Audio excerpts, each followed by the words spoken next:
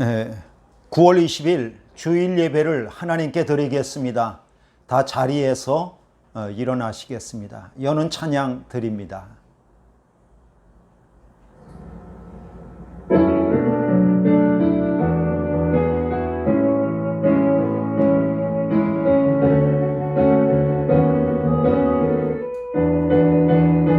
모든 영광과 존귀와 능력 받으소서 받으소서. 모든 영광과 존귀와 능력 받으소서 받으소서. 그리스도 살아계신 하나님,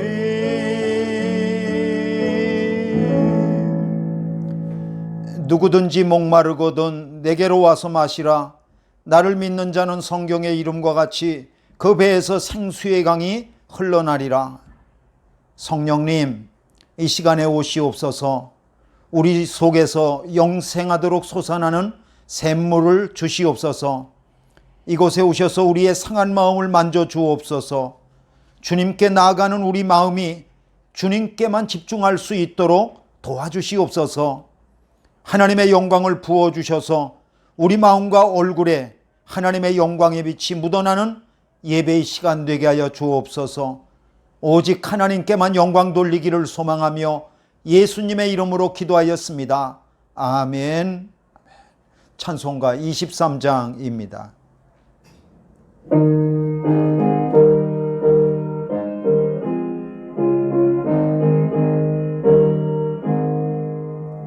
만입이 내게 있으면 그 입 닫아지고 내 구주 주신 은총을 늘 찬송하겠네. 내 은혜로신 하나님 날 도와주시고 그 크신 영광 놀리펴 알게 하소서. 내 주의 귀한 이름이 날 위로하시고 이 귀의 음악 같으니 잠이라 되도다.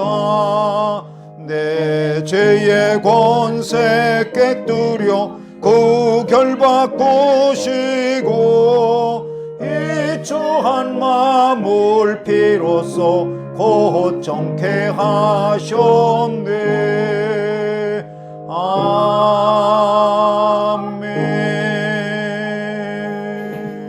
아멘. 교동문 112번입니다. 교동문 112번입니다.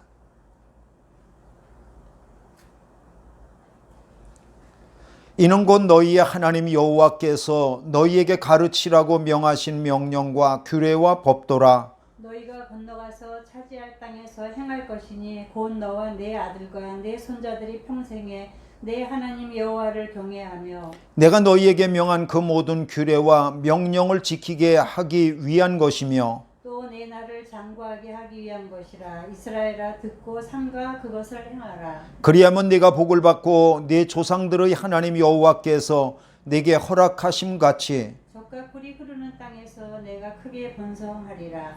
이스라엘아, 들으라. 우리 하나님 여호와는 오직 유일한 여호와이시니 너는 마음을 다하고 뜻을 다하고 힘을 다하여 내 하나님 여호와를 사랑하라. 아멘. 아멘. 사도신경으로 신앙을 고백하겠습니다.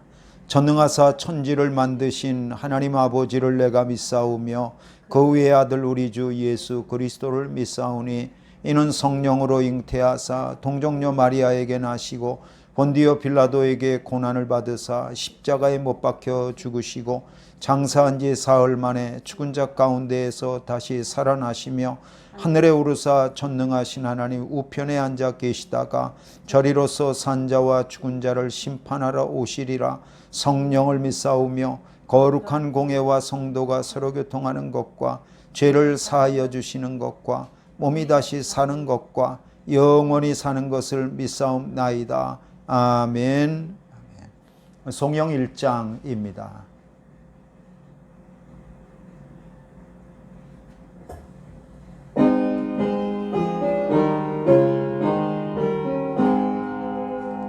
만복의 근원 하나님, 온 백성 찬송 드리고 조천사여 찬송하세. 찬송 성부 성자 성령. 아멘.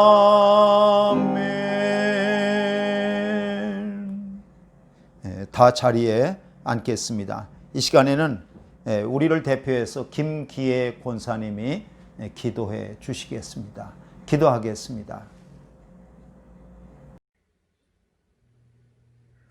거룩하신 하나님 아버지, 우리들의 연약함을 아시는 주님께서 우리를 불쌍히 여기사 이렇게 어려운 여건이지만 주님을 향한 온전한 마음으로 예배드릴 수 있게 해주신 감사드립니다. 이 예배를 통해서 주님의 사랑을 더욱 깨닫는 시간 되게 하여 주옵소서. 전 세계가 팬데믹으로 인하여 매일 어려운 가운데 있고 코로나 바이러스 확진자가 늘어나고 있습니다. 주님, 멈춰 주시옵기를 원합니다. 우리를 불쌍히 여겨 주시어서 정치, 경제, 아니 일상으로 모든 것이 무너졌습니다. 하나님의 도우심이 없이는 아무것도 할 수 없습니다. 속히 백신 개발이 이루어지게 하옵시고 보급될 수 있게 하여 주옵소서. 예배가 회복될 수 있게 하여 주옵소서. 우리 교회 성도님들 한 사람 한 사람 붙잡아 주시어서 말씀과 강단이 살아나게 하시고 성도들의 심령이 살아나게 하여 주옵소서. 우리의 심령이 살아야 가정과 직장과 비전이 살아납니다. 말씀의 강단이 어린 양 보좌로부터 생수의 강이 흐르게 하시고 무엇보다 예수님의 피가 뜨겁게 증거되는 강단이 되게 하여 주옵소서. 하나님, 코로나로 인하여 예배가 중단되거나 제한받고 있습니다. 주일 예배, 아동부 예배, 새벽 기도회, 수요 성경 공부, 금요 은혜 예배, 주일 청년부 모임, 하나님께 드려지는 모든 예배와 모임을 회복시켜 주옵소서. 예배 가운데 친히 오셔서 임재해 주시고 하나님의 영광이 나타내게 하시며 성도들을 만나 주셔서 예배의 성공자가 되게 하여 주시고 교회에게 주시는 하나님의 음성이 들려지게 하여 주옵소서. 유임을 담임 목사님을 우리 마닐라 교회에 세워주셔서 감사합니다. 하나님의 권능의 손으로 붙잡아 주셔서 영육간의 강건함을 주시고 목회 사역 위에 성령으로 함께 하셔서 우리 양떼들을 푸른 초장과 실만한 물가로 인도하시기에 조금도 부족함이 없도록 성령과 지혜로 충만하게 하여 주옵소서. 예수 그리스도 이름으로 기도드렸습니다. 아멘. 하늘에 계신 우리 아버지여, 이름이 거룩히 여김을 받으시오며 나라의 마옵시며 뜻이 하늘에서 이룬 것 같이 땅에서도 이루어지이다. 오늘날 우리에게 일용할 양식을 주옵시고 우리가 우리에게 죄 지은 자를 사하여 준 것 같이 우리 죄를 사하여 주옵시고 우리를 시험에 들게 하지 마옵시고 다만 악에서 구하옵소서. 대개 나라와 권세와 영광이 아버지께 영원히 싸움나이다. 아멘.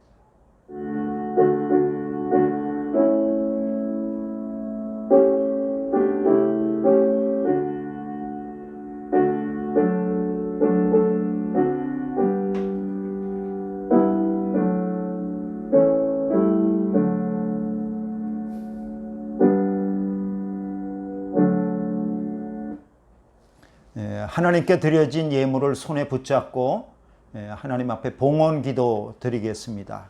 기도하겠습니다. 하나님 아버지, 우리 전부를 드리는 믿음으로 하나님 앞에 예물을 드립니다. 예물 속에는 우리의 감사와 정성이 담겨 있으며 또 우리의 현실적인 기도의 제목과 간구도 담겨져 있습니다.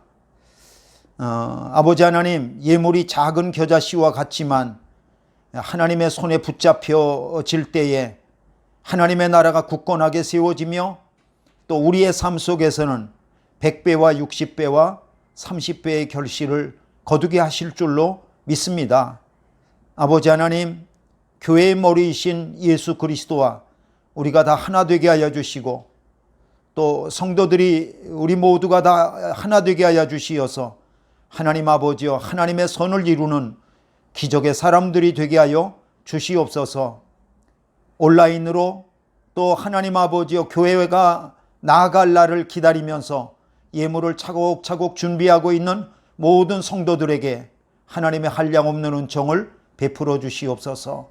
감사하고 예수님의 이름으로 기도하였습니다. 아멘.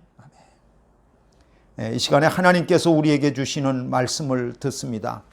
하나님의 말씀은 출애굽기 16장 1절로부터 12절까지의 말씀입니다.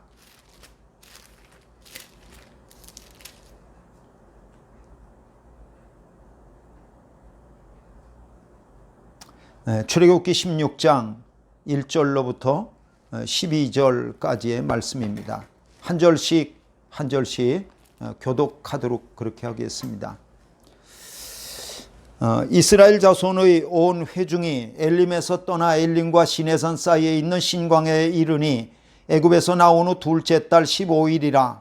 이스라엘 자손 온 회중이 그 광야에서 모세와 아론을 원망하여 이스라엘 자손이 그들에게 이르되 우리가 애굽 땅에서 고기가마 곁에 앉아 있던 때와 떡을 배불리 먹던 때에 여호와의 손에 죽었더라면 좋았을 것을 너희가 이 광야로 우리를 인도해 내어 이 온 회중이 줄여 죽게 하는도다. 그때 여호와께서 모세에게 이르시되 보라 내가 너희를 위하여 하늘에서 양식을 비같이 내리리니 백성이 나가서 일용할 것을 날마다 거둘 것이라. 이같이 하여 그들이 내 율법을 준행하나 아니하나 내가 시험하리라.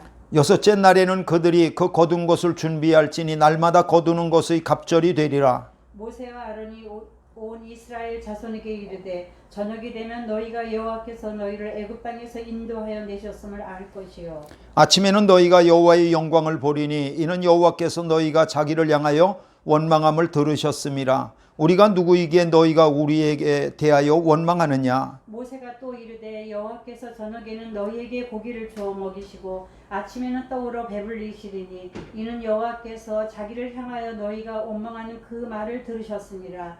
우리가 누구냐 너희의 원망은 우리를 향하여 함이 아니요 여호와를 향하여 함이로다. 모세가 또 아론에게 이르되 이스라엘 자손의 온 회중에게 말하기를 여호와께 가까이 나오라. 여호와께서 너희의 원망함을 들으셨느니라 하라. 아론이 이스라엘 자손의 온 회중에게 말하며 그들이 광야를 바라보니 여호와의 영광이 구름 속에 나타나더라. 여호와께서 모세에게 말씀하여 이르시되 다같이요 내가 이스라엘 자손의 원망함을 들었노라. 그들에게 말하여 이르기를 너희가 해질 때에는 고기를 먹고 아침에는 떡으로 배부르리니 내가 여호와 너희의 하나님인 줄 알리라 하라 하시니라. 아멘. 오늘은 출애굽기 16장 1절서부터 12절을 본문으로 삼아서 초점을 바꾸세요 라고 하는 제목을 가지고 하나님의 말씀을 들으며 은혜를 받겠습니다. 먼저 기도하고 말씀 듣도록 그렇게 하겠습니다. 하나님 아버지 은혜와 사랑을 감사합니다. 오늘도 하나님의 말씀을 듣습니다. 그 말씀 들을 때 우리의 마음 문을 열어주셔서 정말로 말씀이 우리의 심령밭에 옥토밭에 100배의 결실을 거둘 수 있는 말씀 되게 하시고 밭이 되게 하여 주시옵소서. 은혜 받기를 소망하며 예수님의 이름으로 기도하였습니다. 아멘. 오늘 우리가 출애굽기 16장 1절서부터 12절까지를 읽었는데 오늘 본문은 이스라엘 백성이 신광야에 도착했을 때 모세와 아론을 갖다가 원망했던 이야기를 우리에게 전하고 있습니다. 이스라엘 자손이 애굽을 탈출한 지 한 달 정도가 지났습니다. 애굽을 탈출한 지 한 달이 지났다는 것은 그들이 애굽을 탈출할 때 가지고 나왔던 모든 양식이 바닥날 때가 됐다는 것을 우리에게 뜻하고 있습니다. 모든 식량이 바닥이 났을 때 이스라엘 자손은 먹는 것을 가지고 모세와 아론을 원망했습니다. 3절 보시겠습니다. 3절 같이 읽겠습니다. 시작. 이스라엘 자손이 그들에게 이르되 우리가 애굽 땅에서 고기가마 곁에 앉아있던 때와 떡을 배불리 먹던 때에 여호와의 손에 죽었더라면 좋았을 것을 너희가 이 광야로 우리를 인도해 내어 이 온 회중이 주려 죽게 하는도다. 아멘. 광야에서 굶어 죽는 것보다는 애굽에 있는 고깃가마 곁에 있었던 때가 좋았다. 이 광야에서 굶어 죽는 것보다는 차라리 애굽에서 배불리 먹던 때가 더 좋았다라고 하는 거죠. 하나님은 이스라엘 자손의 원망을 들으시고 저녁에는 고기를 내려주겠다고 말씀하시고 또 아침에는 만나를 내려주시겠다고 약속해 주셨습니다. 오늘 본문을 읽으면서 반복해서 자주 나오는 단어가 있다는 것을 발견하게 됩니다. 그 단어는 다른 것이 아니고 원망이라는 단어입니다. 오늘 본문에 7번이나 쓰여 있습니다. 원망이라고 하는 단어의 그 히브리어 원어는요, 룬인데요, 중얼거리다, 또 투덜거리다, 밤을 새우다, 그런 뜻을 가지고 있습니다. 그러니까 이스라엘 백성이 원망했다고 하는 말은 밤이 새도록 쭝얼쭝얼거리면서 투덜대면서 밤을 지새웠다, 뭐 그런 뜻이 되겠죠. 원망과 관련해서 오늘 본문은 우리에게 몇 가지 중요한 진실을 전해주고 있습니다. 저는 그것을 살펴보면서 함께 은혜를 받으려고 합니다. 첫째, 원망은 습관입니다. 원망은 습관입니다. 습관도 그냥 보통 정도의 습관이 아니고 우리의 어떤 그 인간 본성 밑바탕에 아주 깔려 있는 뿌리 깊은 그런 습관이라는 것을 알게 됩니다. 여러분 2절 보겠습니다. 이스라엘 자손 온 회중이 그 광야에서 모세와 아론을 원망했다고 나와 있습니다. 광야에서 이스라엘 자손이 먹을 것이 떨어졌을 때 그들은 모세와 아론을 원망했던 거죠. 그리고 이 원망이 얼핏 보면 먹는 게 떨어졌는데 원망하는 게 당연한 것 아닌가요? 이렇게 생각할 수도 있어요. 그러나 조금만 생각해 보면 이스라엘 자손이 원망한 것은 그냥 당연하거나 어떻게 우연히 했던 것이 아니고 그들에게 아주 습관이었다는 것을 금방 알게 돼요. 왜냐하면 이스라엘 자손이 광야에서 이런 원망이 처음이 아니에요. 처음이 아닙니다. 이스라엘 자손이 신광야에 도착한 것은 애굽을 탈출해서 한 달째 되는 날인데 그 한 달 새에 30일 동안 그들이 원망했던 기록이 있어요. 이스라엘 자손은 애굽을 탈출했죠. 그리고 이스라엘 자손은 탈출해 가지고 홍해의 앞에 있는 비하이롯 해변가에 장막을 쳤습니다. 그때 애굽의 군대가 이스라엘 자손을 뒤쫓아왔죠. 그때 이스라엘 자손이 모세를 원망했습니다. 출애굽기 14장 11절을 보게 되면은 그들이 또 모세에게 이르되, 여기서 모세에게 이르되라는 말은 원망했다는 말이에요. 애굽에 매장지가 없어서 당신이 우리를 이끌어내어 이 광야에서 죽게 하느냐? 어찌하여 당신이 우리를 애굽에서 이끌어내어 우리에게 이같이 하느냐? 이렇게 원망합니다. 또 홍해바다를 건넜잖아요. 그리고 그들은 마라 광야라고 하는 곳에 사흘길을 걸어서 도착한 거예요. 그 마라 광야에는 물이 있긴 있었는데 물이 써서 마실 수가 없었어요. 그래서 이스라엘 자손은 또 모세를 원망했습니다. 출애굽기 15장 24절을 보면은 백성이 모세에게 원망하여 이르되 우리가 무엇을 마실까 하매. 그러니까 이스라엘 자손이 오늘 신광야에 도착해서 먹을 것이 없다고 모세와 아론을 원망하는 것은 처음 있는 일이 아니에요. 벌써 이것이 세 번째입니다. 애굽에서 탈출한 지 한 달 사이에 세 번째 벌써 원망하고 있는 거예요. 여러분, 원망은 습관이에요. 습관. 그런데 여기서 중요한 것이 있습니다. 그것은 뭐냐면 이스라엘 자손이 원망할 때마다 하나님은 정말 깜짝 놀랄 만한 기적을 이스라엘 자손들에게 베풀어 주셨던 거죠. 예를 들면 이스라엘 자손이 그 애굽의 군대가 그들을 뒤쫓아와서 모세를 원망할 때 하나님은 뜻밖의 홍해 바다를 가르시고 그 가운데 길을 육지로 이스라엘 자손을 건너게 하시는 정말 전무후무한 그러한 기적을 베풀어 주셨습니다. 그리고 또 이스라엘 자손이 홍해 바다를 건넌 이후에 마라 광야에서 쓴 물을 단물로 바꿔주셔서 200만 명이나 되는 이스라엘 자손이 그 물을 다 마실 만큼 풍성하게 단물을 주셨어요.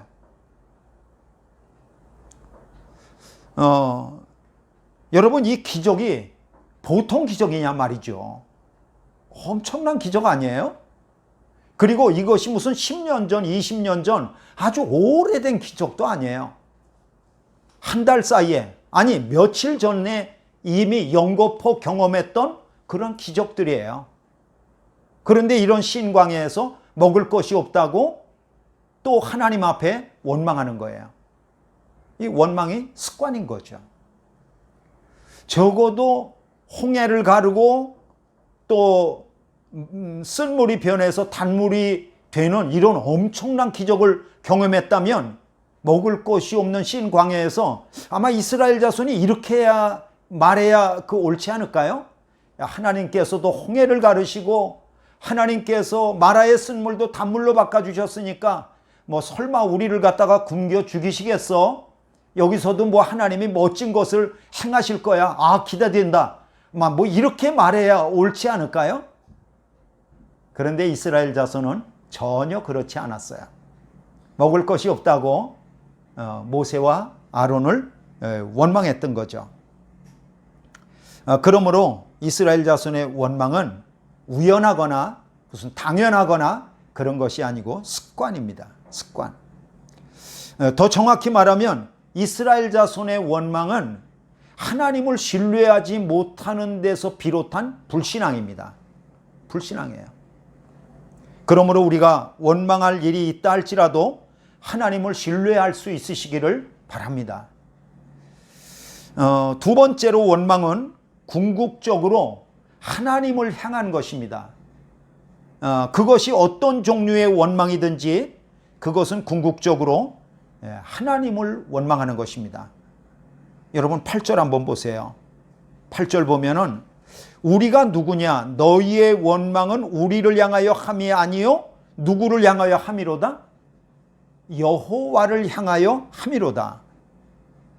여러분, 이스라엘 자손이 하나님 원망했어요? 모세 아론 원망했어요? 당연히 모세하고 아론을 원망했죠.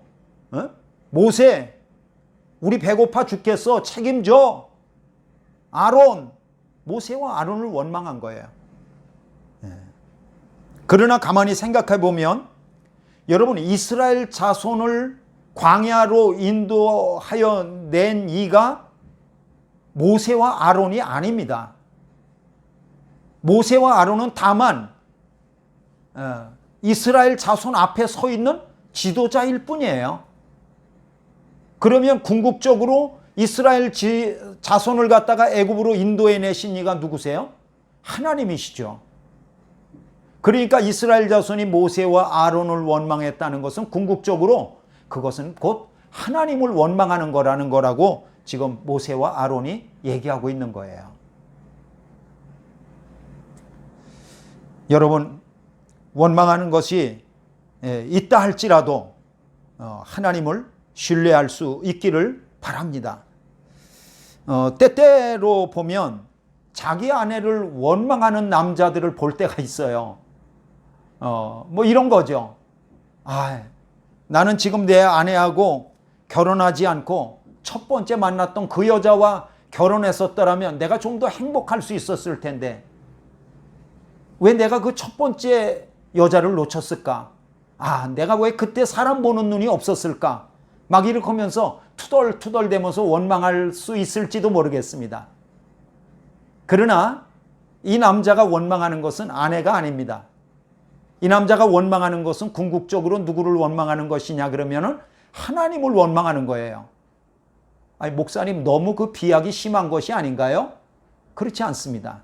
예수님은 결혼과 관련하여서 이런 말씀하여 주셨어요. 하나님이 짝지어 주신 것을 사람이 나누지 못할지니라. 마가복음 10장 9절 말씀입니다. 여러분, 아내하고 남편을 짝지어 주신 이가 하나님이시래요.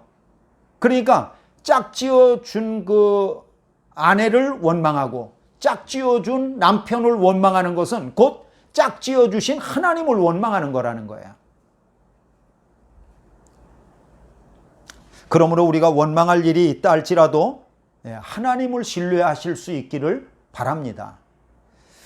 어떤 사업가가 사업이 망했습니다. 그 사업가가 사업이 망할 수밖에 없었던 어떤 환경이 있었겠죠. 그 사업가가 사업이 망할 수밖에 없는 어떤 결정적인 역할을 한 어떤 사람이 있을 수 있겠죠. 그런다 할지라도 이 사업가가 원망하는 것은 궁극적으로 하나님이십니다. 왜냐하면 여러분 보십시오. 낮추기도 하시고 높이시는 이가 하나님이십니다.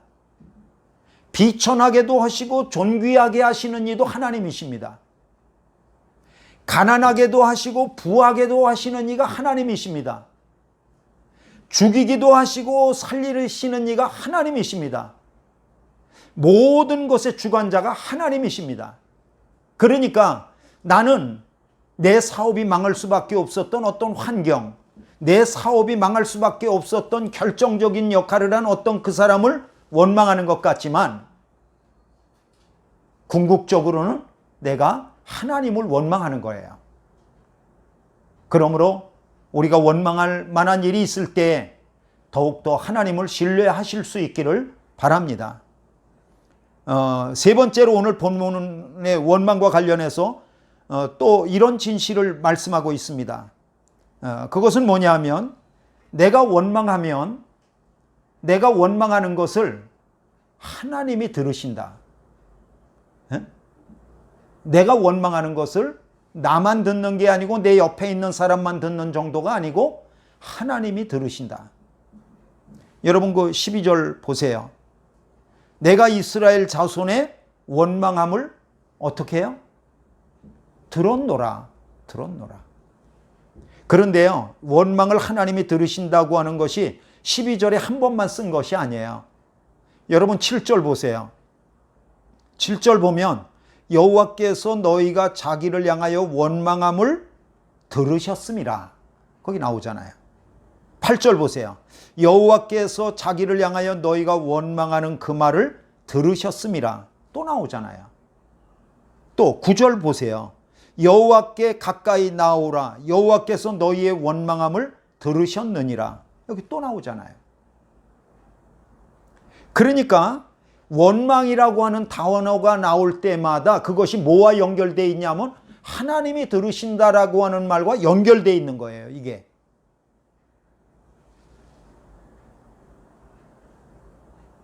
그러므로 내가 원망하면 그 원망을 반드시 하나님이 들으신다는 것을 기억하시길 바랍니다.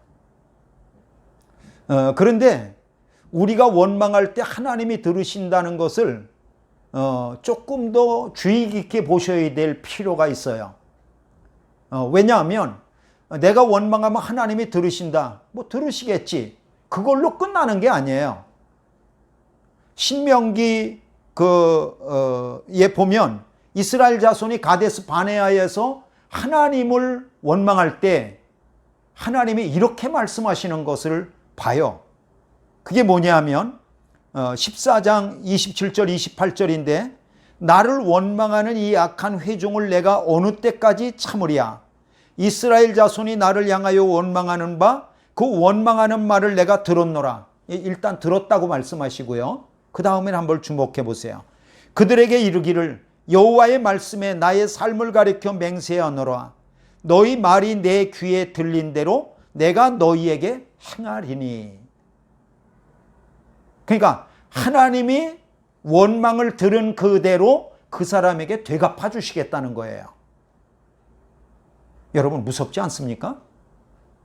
그러니까 원망은 그냥 원망한 걸로 그냥 끝나. 스트레스 해소됐어.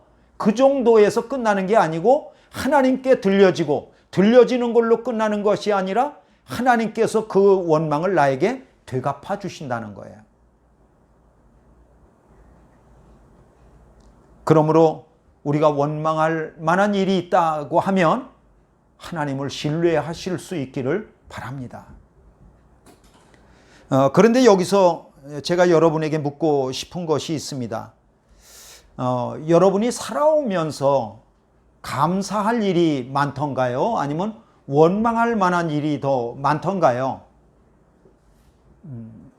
물론 어떤 사람은 감사한 일이 더 많았어요.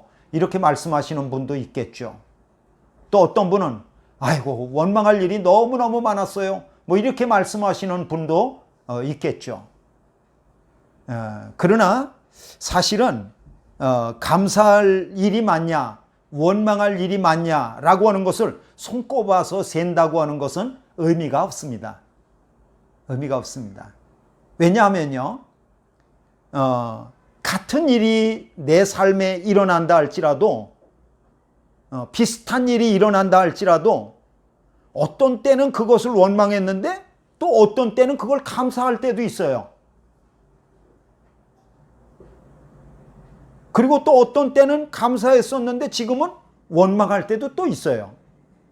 그러니까 어떤 일이 일어났느냐가 중요한 것이 아니고 그 일을 바라보는 내 태도가 지금 어떤 태도를 가지고 있느냐, 이게 더 중요하다는 거죠. 내 태도가 좋으면 원망할 만한 일도 감사하게 되어지고, 내 태도가 안 좋으면 감사할 만한 일도 원망하게 되고, 그렇게 된다는 거죠. 그러니까 그 원망은 밖에 있는 게 아니라 내 안에 있는 거예요. 내 안에. 그것을 바라보는 내 태도에 있다. 그리고 나의 태도는 내 눈의 초점과 연결되어져 있습니다.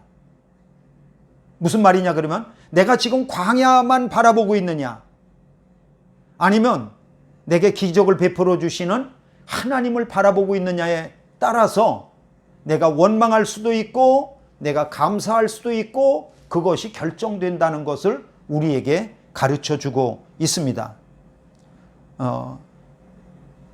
내가 지금 광야만 바라보면 이스라엘 자손과 같이 원망할 수밖에 없습니다. 그러나 하나님을 바라보면 기대가 되고 기도가 되면서 감사할 일이 일어나겠죠. 그러므로 우리 눈의 초점을 늘 하나님께 돌리실 수 있기를 바랍니다. 예수님은 포도원 품꾼의 비유에서 이런 말씀을 하셨습니다.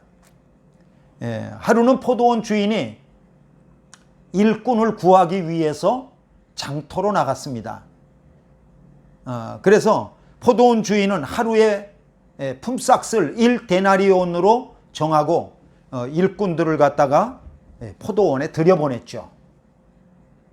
이른 아침에 품꾼을 들여보냈습니다. 오전 9시, 낮 12시, 오후 3시, 그리고 심지어는 이제 일할 시간이 얼마 남지 않은 오후 5시에도 일꾼을 갖다가 포도원에다가 들여보냈던 거예요. 그리고 이제 하루의 일과가 다 끝나고 저물어서 포도원 주인은 나중 온 자로부터 시작해서 먼저 온 자에 이르기까지 품삯을 주기 시작했습니다. 그리고 이제 나중 온 자가 품삯을 얼마 받았냐 그러면 1데나리온을 받은 거예요. 이제 그거를 보는 순간 이른 아침에 와서 일했던 그러한 품꾼은 나는 더 받겠지. 1시간만 일한 사람이 1데나리온이라고 한다면 나는 더 받을 수 있지 않은가. 그런데 자기도 똑같이 1데나리온을 받은 거예요.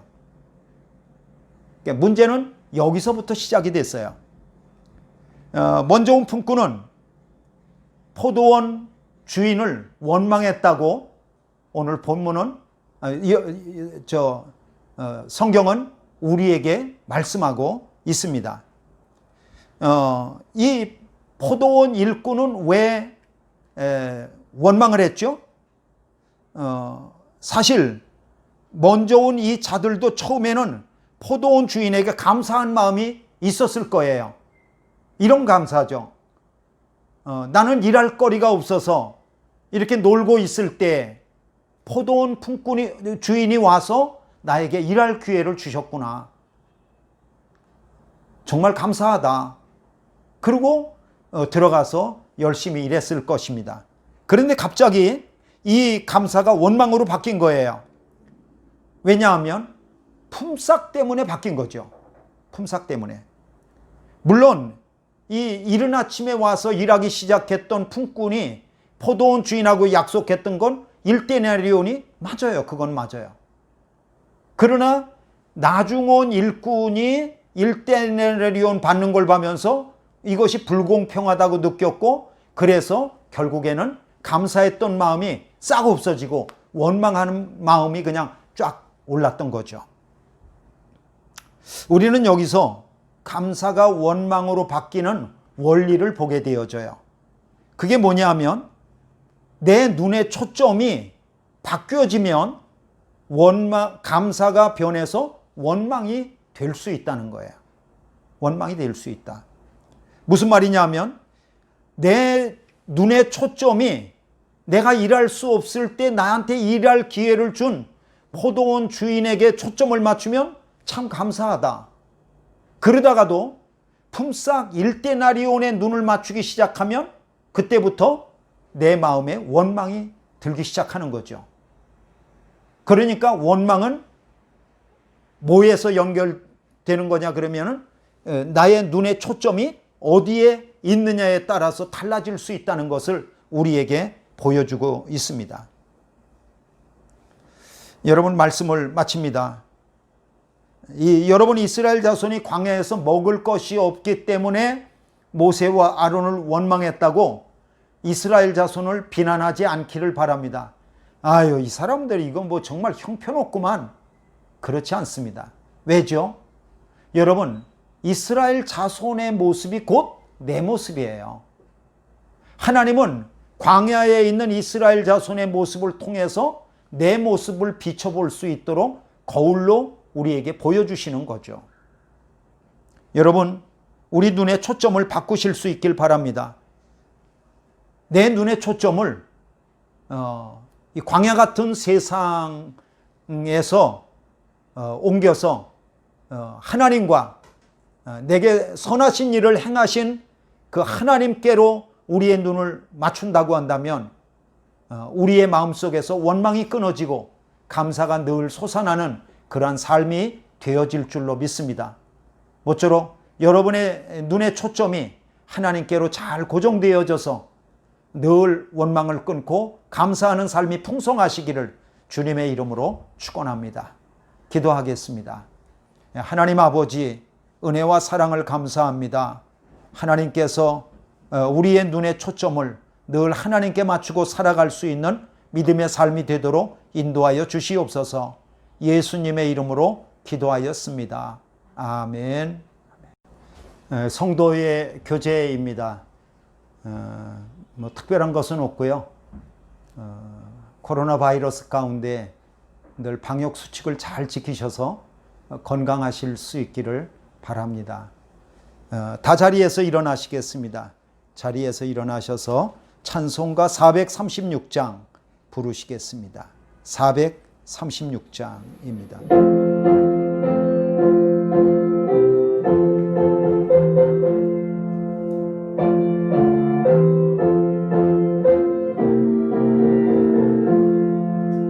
나 이제 주님의 새 생명 얻은 몸 옛 것은 지나고 새 사람이로다. 그 생명 내 맘에 강같이 흐르고 그 사랑 내게서 해같이 빛난다. 영생을 맛본 그 안에 살리라. 오늘도 내일도 주 안에 살리라. 주 안에 감추인 새 생명 얻으니 이전에 줬던 것 이제는 값없다. 하늘의 은혜와 평화를 맛보니 찬송과 기도로 주 함께 살리라. 영생을 누리며 주 안에 살리라. 오늘도 내일도 주 함께 살리라. 산천도 초목도 새 것이 되었고 죄인도 원수도 친구로 변한다. 새 생명 얻은 자 영생을 누리니 주님을 모신 맘 새 하늘이로다. 영생을 누리며 주 안에 살리라. 오늘도 내일도 주 함께 살리라. 주 따라가는 길 험하고 멀어도 찬송을 부르며 뒤따라가리라. 나 주를 모시고 영원히 살리라. 얼마다 섬기며 주 함께 살리라. 영생을 누리며 주 안에 살리라.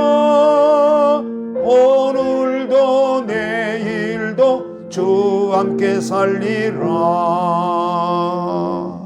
아멘. 이제 축도하심으로 예배를 마치도록 하겠습니다.